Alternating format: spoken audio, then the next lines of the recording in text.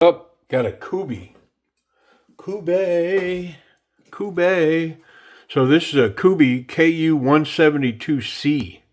It's in 14C 28N G10, and it's blue. Okay. Yep, it's a new. I'm not sure what they're calling that. I'm gonna find out. But is that, do they call it an axis lock or a plunge? You know, I don't know what they call it, but let's see what they call it. I'm going to get it out so you can get a good look at it. And then I'll find all that information out. I do know it's in 14C, G10. Yeah. I mean, I'm happy to see some new Kubeys. Been looking at the same Kubeys for a while. All right, let's see what's up. Okay. Well, I can tell you already, that's a washer knife. That is not on bearings, I don't believe.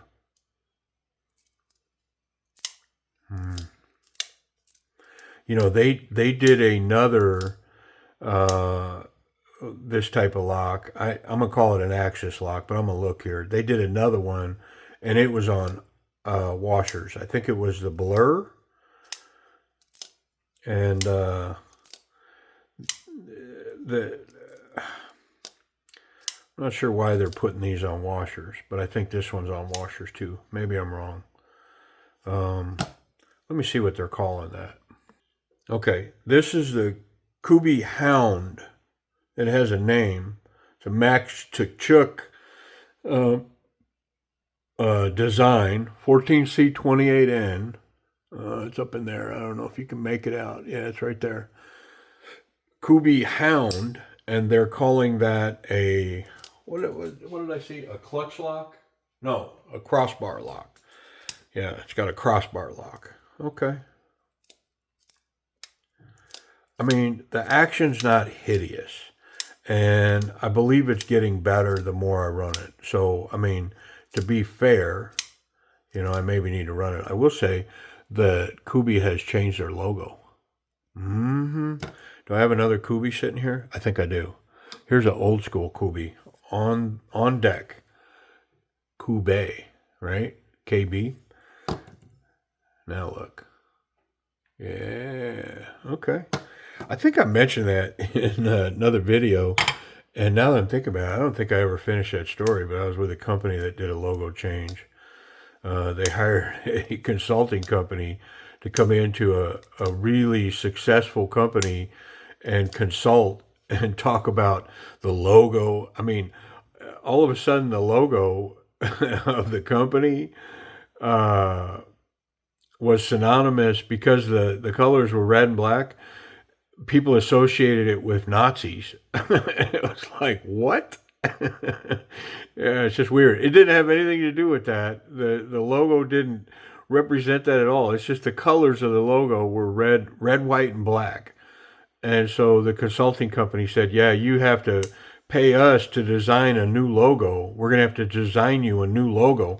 You're going to have to change all of your letterhead, your business cards, your signage, all of the service trucks. They have to change all their logos, all the magnets, everything that's got your logo. We're going to have to change it because, unfortunately, it's negative. People see the red, black, and white. But don't worry, because for a mere, I don't know, $100,000 or whatever, we're going to design you a new logo.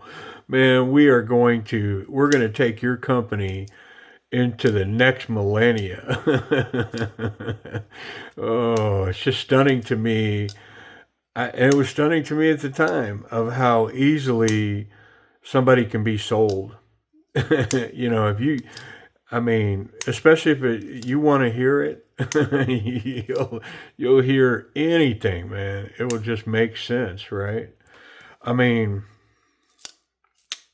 yeah. So I don't think I finished that story in the other video, so I had to finish it. I mean, yeah, just goofy.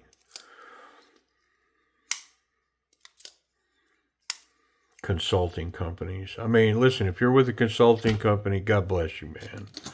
Because you gotta you gotta earn, and you're doing what you do, right? Your job is to come in and consult. Let me tell you how your successful business, how I, who know nothing about what you do, can make it better. Yeah. Mm-mm-mm-mm-mm. Well, and I mean, I'm sure some companies need a kick in the pants.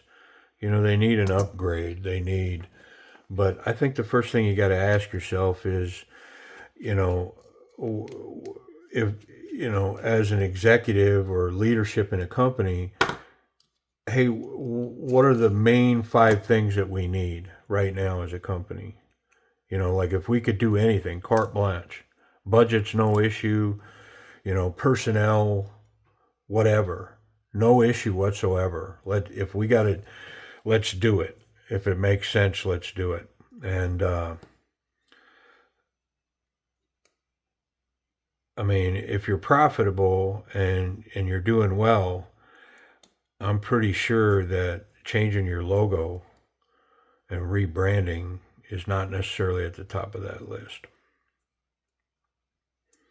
Because I've said this about badging on knives and logos before. Now, it's just my 2 cents, and I'm babbling as I'm trying to figure out what I should do to get in this knife. And I guess maybe I should just completely disassemble the piece and get in here.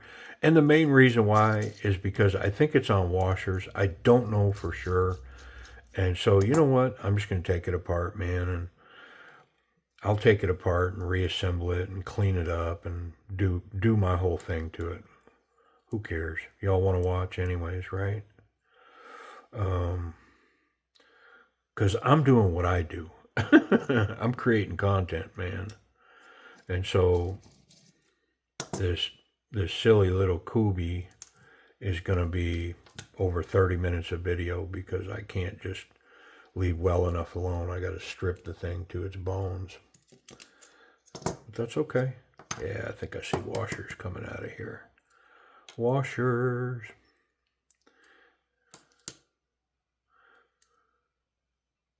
Yeah. Yeah, buddy. I wonder if they're different. I don't think they are. But just in case, I'm going to break it down so I can get a good look in there. And I'll put it all back together.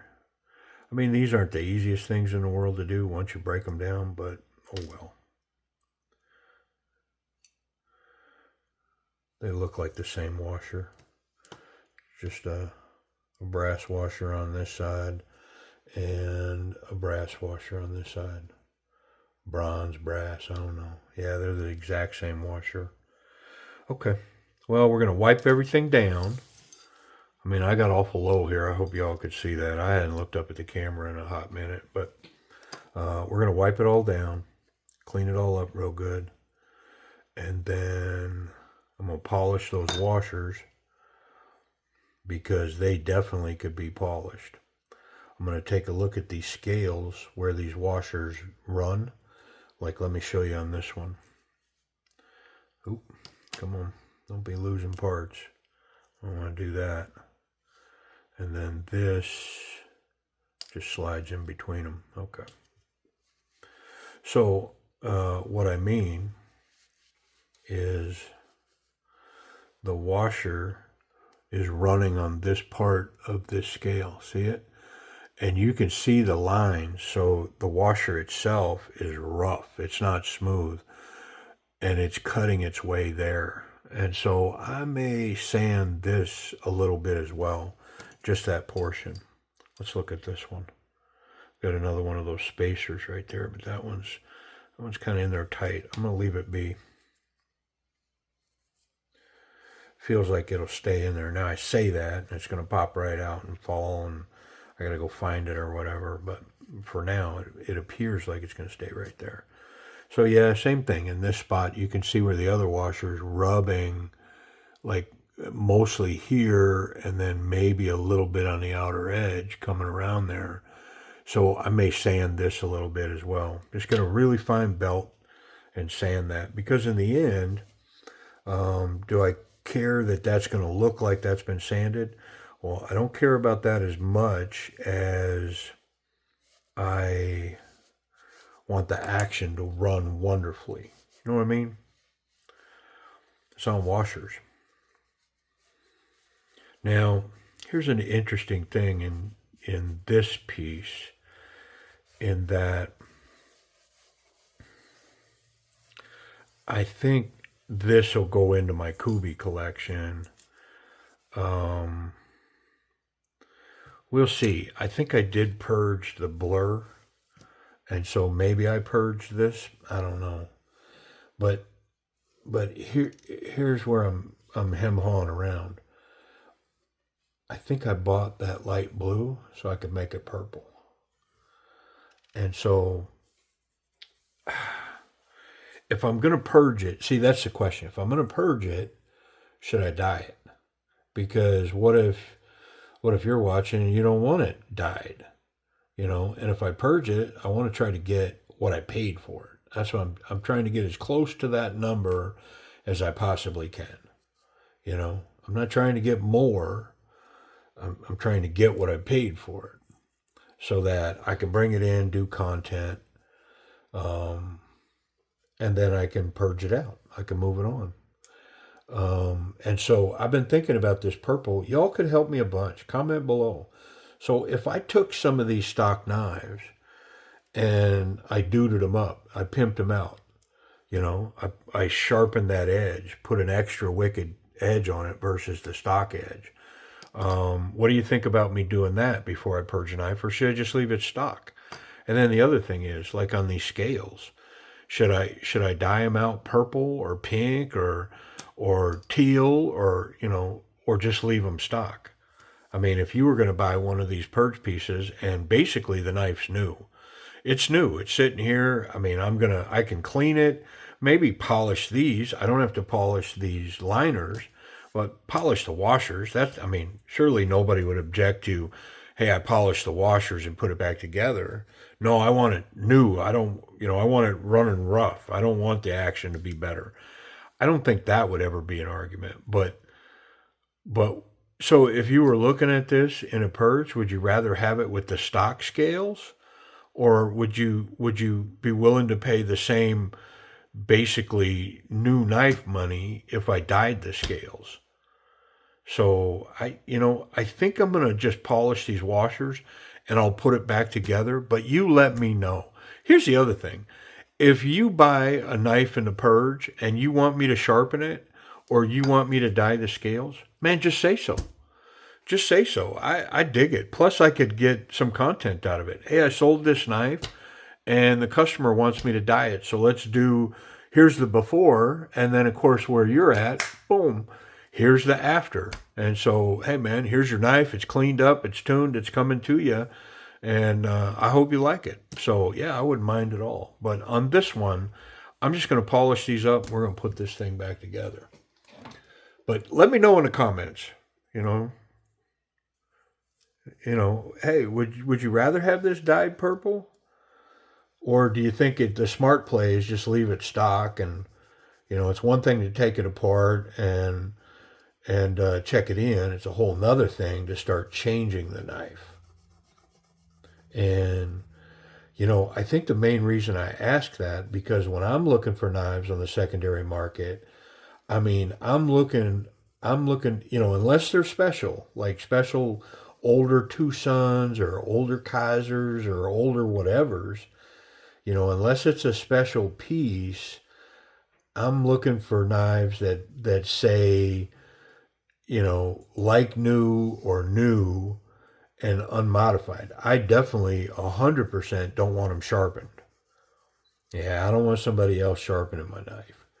When I'm buying it, if it's been sharpened, it's a checkbox for me not to buy the knife. I don't want to buy a sharpened knife because my sharpened and somebody else's are two different things. And a lot of times I get used knives that are sharpened, and the edges are butchered. Yeah, and so did they sharpen it on one of those carbide things that you pull the blade through. I don't know, man, but those things will horribly chip up a blade for the most part. And so I'm not interested in that. Now, if you sell those and you think you got one that works wonderful, I mean, send it over to me. I'll do a video. I'll check it. But my history with that stuff is all they do is damage the blade.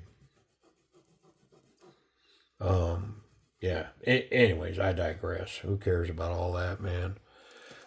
So yeah, I've polished those up a little bit. Let's reassemble, and I'm not going to do nothing else to this knife. I'm just going to send it back in this condition.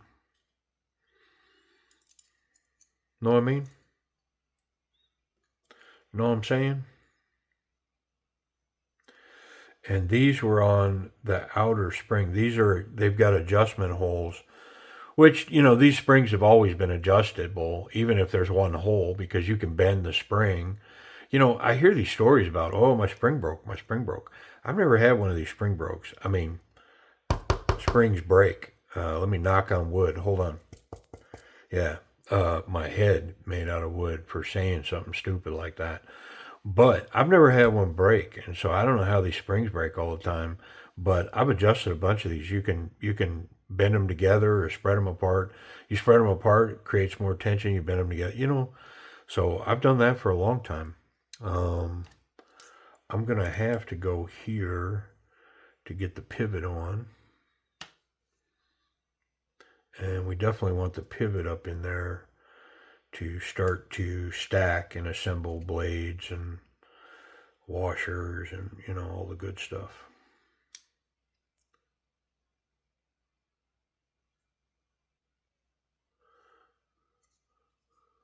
Come on, man. Come on, man.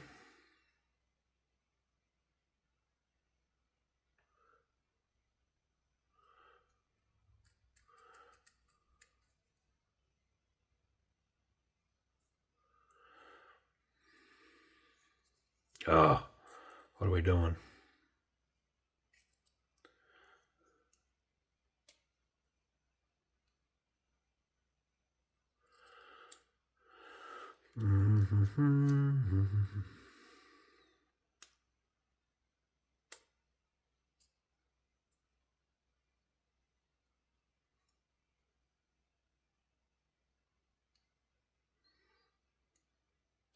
There it is. I felt it pop in there. All right.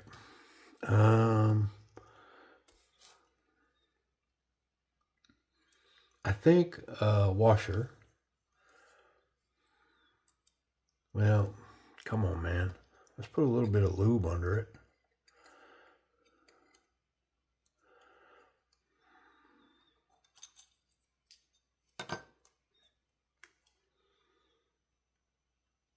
So on this washer stuff, I'm trying to put one drop and then spin the washer so that the amount of oil is minimized. It just needs a light film underneath there.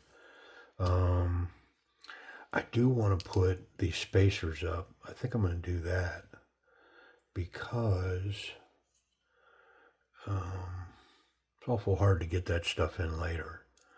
T8 hardware. Kubey's always been good about that, using T8s everywhere.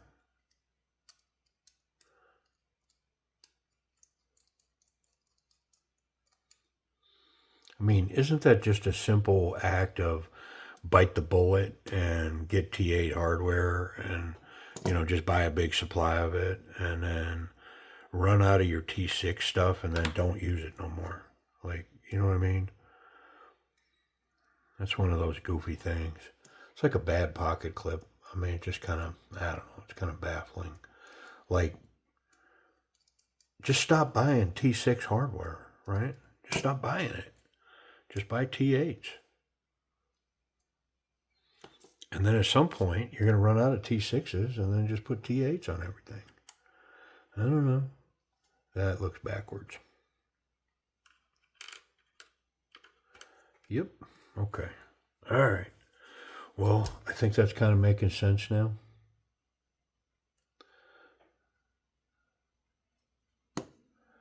Let's get our blade.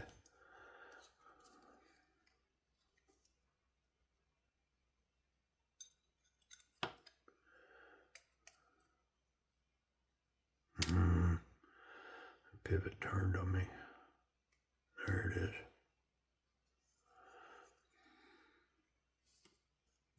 It's like surgery, man. Except if my surgeon functioned like this, man, I don't think I'd let him work on me, right? It's like, yeah, no way, bro. Looks pretty inept. Like you're a mess, like that. Why'd you put that on there? Like, idiot.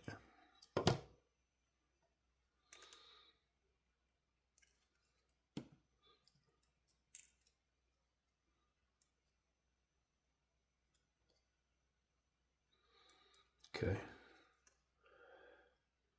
I mean, we're coming up to the hard part here, so if you're waiting to watch it, we're getting there. Yeah, this is it right here. I gotta get this on. And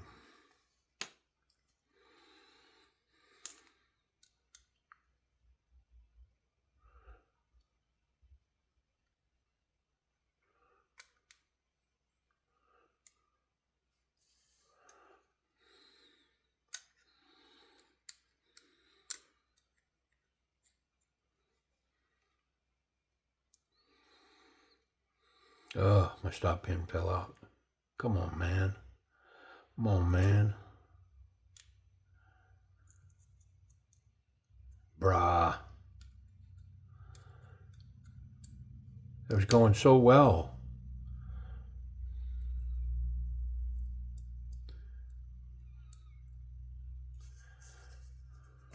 All right, let's try it again.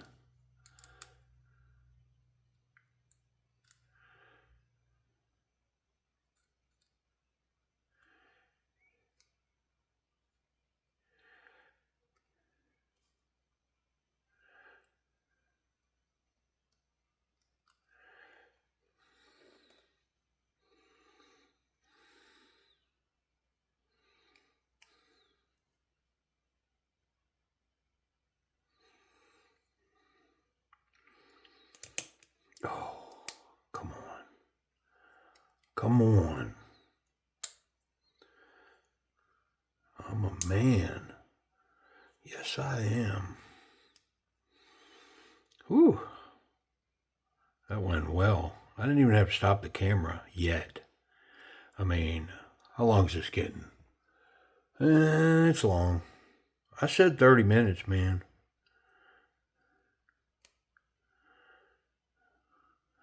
I mean, for whatever it's worth, just consider that I'm here for the whole 30 minutes too. I don't get to bug out. You know, I'm not using the restroom or going to get something to drink or, you know, I'm in it. I'm here. You know.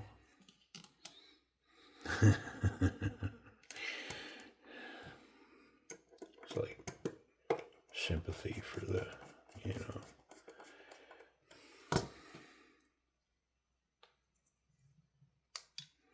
Ooh, is that tight? Did I over tighten that or what? I'm gonna leave it tight for now, man. We'll tune that up in a minute. Let's get a couple of screws in here. Get everything lined up correctly.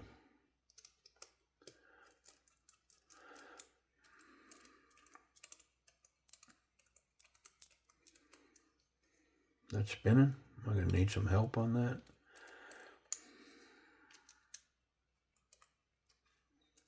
That one's tight. There we go.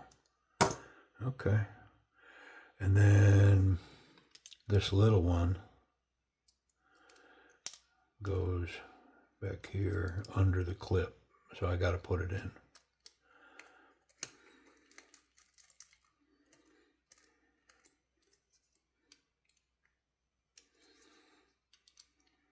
All right, nice. Let's get this right.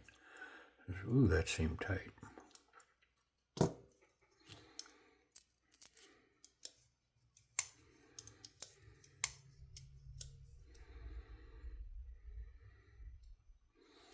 I'm going to try just a dab of oil on this bar, like so.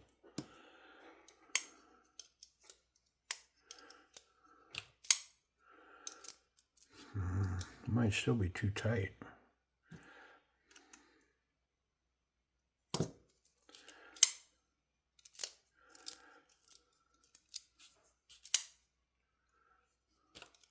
Yep. All right. Pocket clip.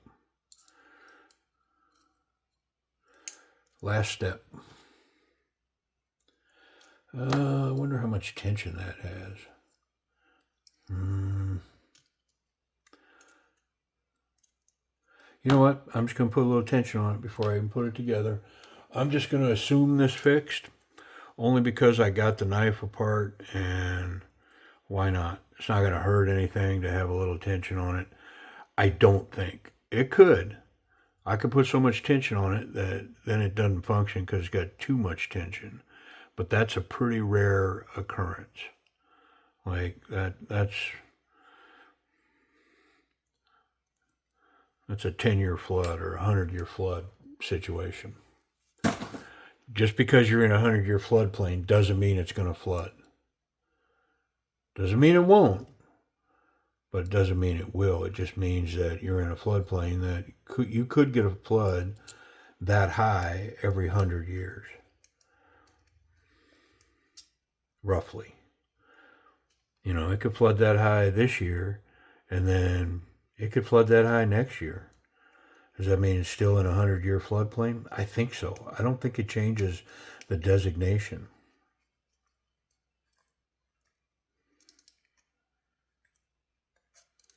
Even if it happens in back-to-back years. Does that make sense? Truth is weirder than fiction, right? All right. I think we're home. I'm going to assume it and clean the deck. I mean, it's washers, but it's running pretty good. It does have a wonderful slow roll. Spidey flick, thumb flick. We're locked up real tight. It's wonderful. And so, yeah, it's running definitely better than when I got it. Yeah.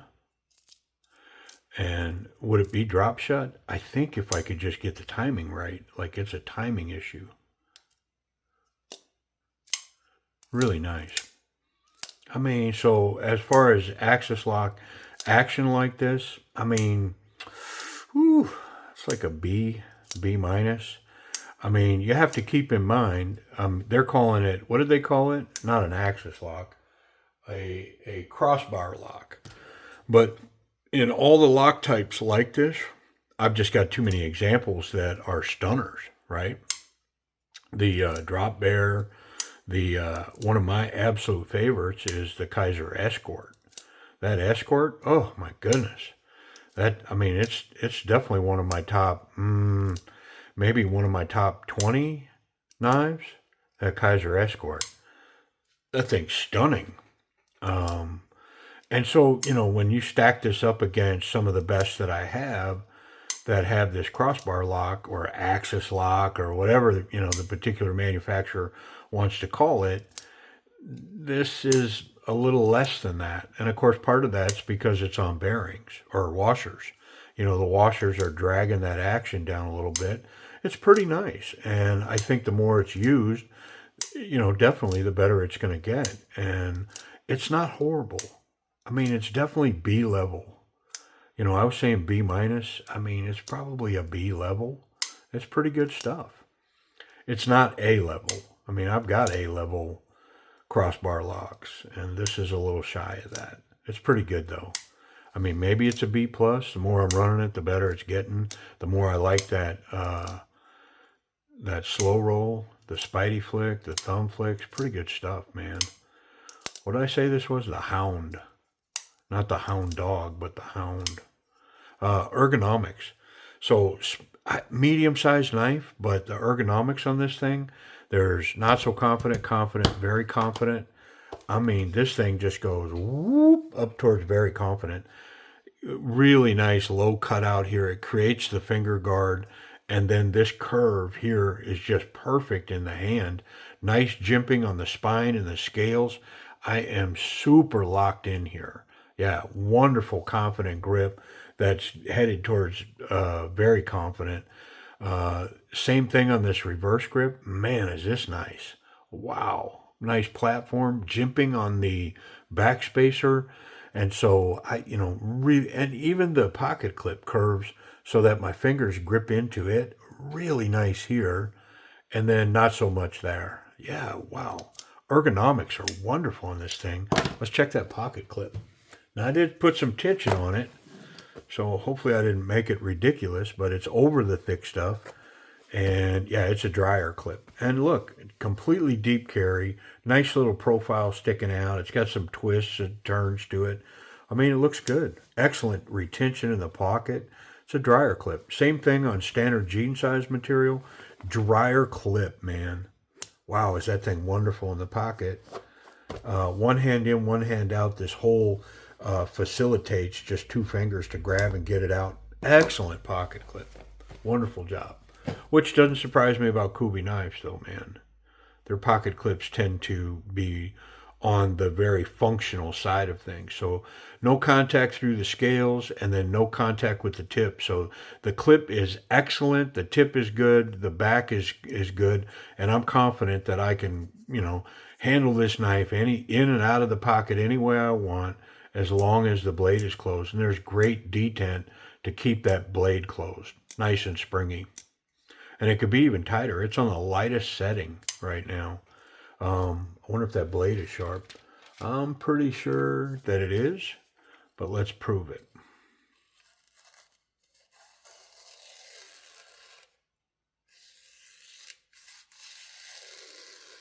Yeah, it's wicked sharp. Wicked sharp, got a needle for a tip. Wonderful. So the Kubey Hound, how much are they? Where can we get them?